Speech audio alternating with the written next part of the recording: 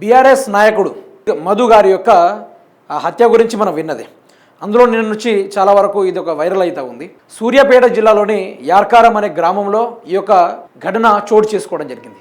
అసలు దీని వెనుక గల కారణం ఏంది? అతన్ని 3 ముక్కలుగా నరికి చంపాల్సిన అవసరం వచ్చింది అనే దానిపైన చాలా వరకు కొన్ని విషయాల డేటా అయితే సేకరించడం జరిగింది.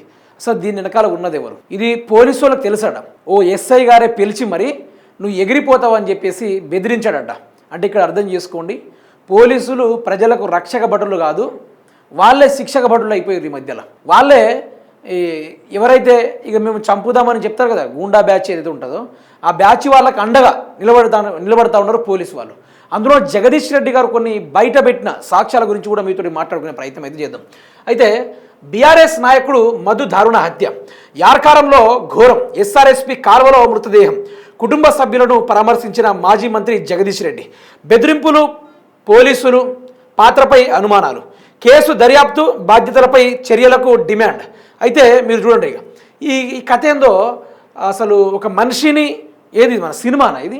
తెలంగాణ రాష్ట్రం ఒక సినిమా అయిపోయింది. ఏంటంటే సినిమాలో చంపుకుంటారు కదా, ఆ తీరుగానే చంపుకుంటే పోలీసు వాళ్ళకి అండగా నిలబడతారు, రాజకీయ నాయకులు దిగుతారు, ఇట్లాంటివి ఉంటాయి కదా. యాజ్ తెలంగాణ రాష్ట్రంలో అట్లనే రిపీట్ అవుతూ ఉన్నాయి. దీనిపైన స్పెషల్గా ఇప్పుడు సిపి సజ్జనార్ గారు ఉన్నారు, ఆయన మాట్లాడతాడు, ఈ మాటలు ఆ మాటలు మాట్లాడతారు దండగా. ఇప్పుడు కొత్తగా ఎక్కిన సిపి ఆనంద్ గారు ఉన్నారు, ఆయన ఏం చేస్తున్నారు? లాండ్ ఆర్డర్ని ఎక్కడ పంపిస్తున్నాడు?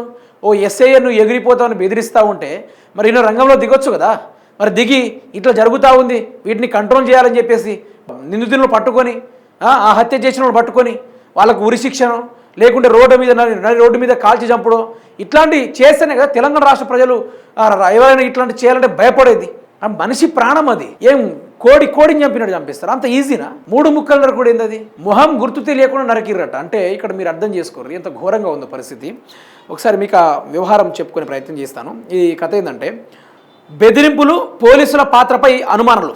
ఈ ఘోర హత్యపై మాజీ మంత్రి జగదీష్ రెడ్డి తీవ్రంగా స్పందించారు.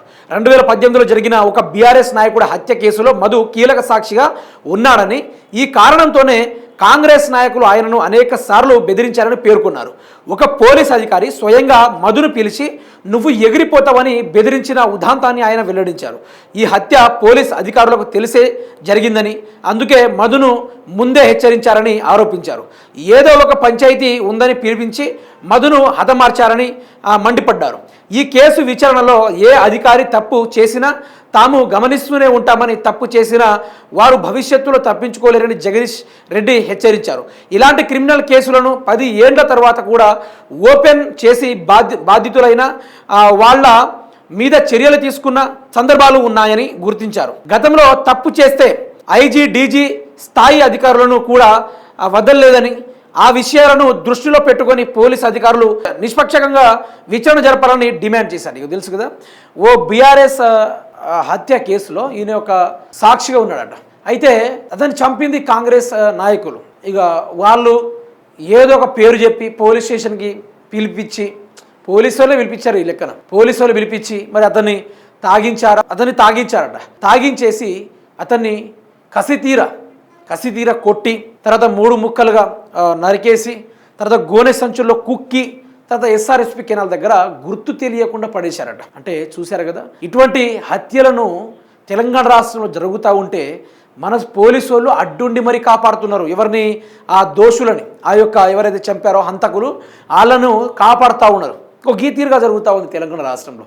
అంటే నేనేమంటున్నా అంటే, యావత్ తెలంగాణ రాష్ట్రం బాగుపడాలన్నా, ముందుకు నడవాలన్నా, ఏం జరగాలన్నా కూడా మీకు ఒకటే తెలవాలి, ఈ కాంగ్రెస్ ప్రభుత్వం ముందు వెళ్ళిపోవాలి. ఇక్కడ నుంచి ఈ కాంగ్రెస్ ప్రభుత్వం ముందు వెళ్ళిపోవాలి. బీఆర్ఎస్ హయాంలో 10 ఏళ్ళ పరిపాలన జరిగింది. ఆ జరిగినప్పుడు వాళ్ళు ఇట్లాంటి ఏదైనా ఉంటే కఠినంగా శిక్షించేది ఒక్కొక్కరిని. అట్లా ఈరోజు లేదు, ఇష్టానుసారంగా వ్యవహారం నడుస్తూ ఉంది. దీన్ని అరికడతారా, ఏం చేస్తారనే దానిపైన కూడా చూద్దాం.